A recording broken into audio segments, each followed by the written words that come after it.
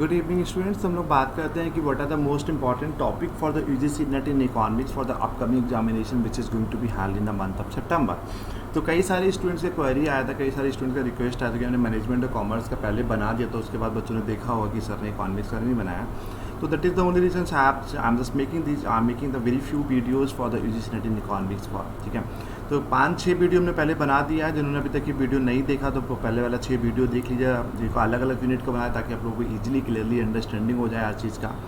और अभी तक की जिन्होंने मेरा चैनल लाइक एंड सब्सक्राइब नहीं किया है तो I am just requesting to you please to like and subscribe my channel for further and for futures more video and more informative video for you. So we are starting with the 7th unit. This is all about the money and supply. Very बहुत छोटा सा है लेकिन बहुत important and बहुत informative और कहीं ना कहीं बहुत बड़ा रोल प्ले करता है कि कुछ टॉपिक इसमें देखिए कैपिटल मार्केट की बात करेंगे, मॉनेटरी पॉलिसी की बात करेंगे, फिजिकल पॉलिसी की बात करेंगे, तो कहीं ना कहीं ये सब कुछ कहीं ना किसी से और भी कई सारी यूनिट्स में पढ़ेंगे। तो मैं केवल 4-5 टॉपिक का बात करें। कंपोनेंट्स ऑफ मनी सप्लाई क्या होता है, M1 किससे क्वेश्चन आएगा, M1 क्या होता है, M2 क्या है, M3 क्या है, M4 क्या है और M0 क्या होता है इसमें। तो ब्रॉड मनी किसको कहते हैं, नैरो मनी किसको कहते हैं, पैसा कैसे छापते हैं। तो मतलब मनी सप्लाई मार्केट में क्या होता है, मनी सप्लाई पहली बार कब आया, कौन सी कमेटी मनी सप्लाई को मार्केट में लाया। तो these are the things we have to be studies. ये सब कुछ हमें मनी सप्लाई में पढ़ना पड़ेगा।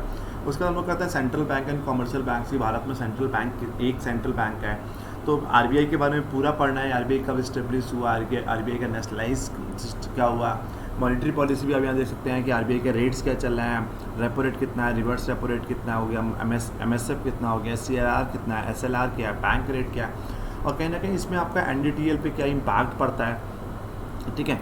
तो एनडीटीएल के अकॉर्डिंगली हम लोग कैसे ओवरऑल मनी सप्लाई को मार्केट्स में कंट्रोल करते हैं रेपो रेट से और रिवर्स रेपो रेट से। तो आपको वही सेंट्रल बैंक के फंक्शन, सेंट्रल बैंक के रूल्स क्या होता है वो पूरा पढ़ना है। उसके बाद कॉमर्शियल बैंक की बात करेंगे। What are the commercial bank से प्रोडक्ट्स एंड सर्विसेज क्या है, how commercial banks are playing a very key roles to increase the financial inclusion in the market. तो कॉमर्शियल बैंकिंग्स में हम लोगों के what are the commercial banks are available. इसमें जो 4-5 मर्जर हुए हैं, मेजर मर्जर्स हुए हैं, मर्जर्स के बारे में पढ़ लेना आपको, कौन कौन सी बैंक्स आपस में मर्ज हुई हैं, आरटीजीएस क्या होता है, एनईएफटीज क्या है, स्विफ्ट क्या है। तो this is very few terminologies जो हम लोग आप लोग कमर्शियल बैंक्स के बारे में पढ़ना है। फिर इंस्ट्रूमेंट है the working of the monetary policy. भाई सेंट्रल बैंक हम लोगों को पता है कि दुनिया का हर देश का सेंट्रल बैंक होता है, वो मॉनेटरी पॉलिसी बनाता है। तो इसके इंस्ट्रूमेंट क्या हो गया, हमारी एक्सपेंसरी मॉनेटरी पॉलिसी क्या होता है, कॉन्ट्रैक्टरी मॉनेटरी पॉलिसीज क्या होता है, ऑब्जेक्टिव्स क्या होता है, and how the monetary policy playing the very key roles to increase the inflation और डिक्रीज द इन्फ्लेशन। भाई रेपो रेट और रिवर्स रेपो रेट की हम लोग बात कर रहे हैं, सीआरआर क्या होता है, फिलिप कर्व्स क्या होता है हमारे इसमें, ठीक है। तो आपको पूरा इसमें पढ़ना है। मॉनेटरी पॉलिसी और central bank both are the same thing ही समझ लेंगे। सेंट्रल बैंक का मेन काम तो मॉनेटरी पॉलिसी बनाना ही होता है। तो वही है कि आप एक ही बार पढ़ना है आपको। उसका नॉन बैंकिंग फाइनेंशियल इंस्टीट्यूशंस क्या हो गया, इसमें आपके एनबीएफसीज की बात करेंगे, भारत में कितना एनबीएफसीज है, एनबीएफसीज को रिपोर्ट कौन करता है, फिर एसएफसी क्या होते हैं, स्टेट फाइनेंस कॉर्पोरेशंस क्या है। तो कहने के आपको उसमें जो स्पेशलाइज बैंक्स हैं, स्पेशलाइज डेवलपमेंट इंस्टीट्यूशंस हैं, वो भी पढ़ लीजिएगा। आईबीआरडी की बात करें, आईडीए की हम लोग आईडीबीआई की बात करेंगे हम लोग, सिडबी भी पढ़ना हो गया, फिर नबार्ड हो गया और उधर हम लोग बात करेंगे एक्जिम बैंक हो गया। तो ये नॉन बैंकिंग फाइनेंशियल इंस्टीट्यूशंस हैं कहीं ना कहीं। तो नॉन बैंकिंग फाइनेंशियल इंस्टीट्यूशंस हमारे हो गया which is actually not deal with the financial bank system, just like हम लोग मुथूट फाइनेंस का बात करेंगे, हम लोग मनापुरा गोल्ड लोन का बात करेंगे।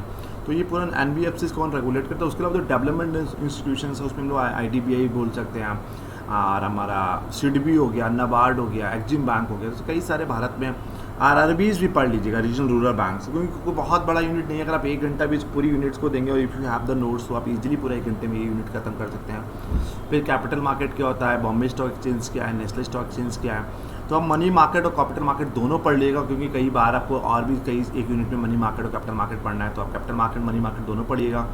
ट्रेजरी बिल्स क्या होता है, कैश मैनेजमेंट बिल क्या हो गया हमारा, ठीक है, सर्टिफिकेट ऑफ डिपॉजिट्स क्या हो गए हमारे।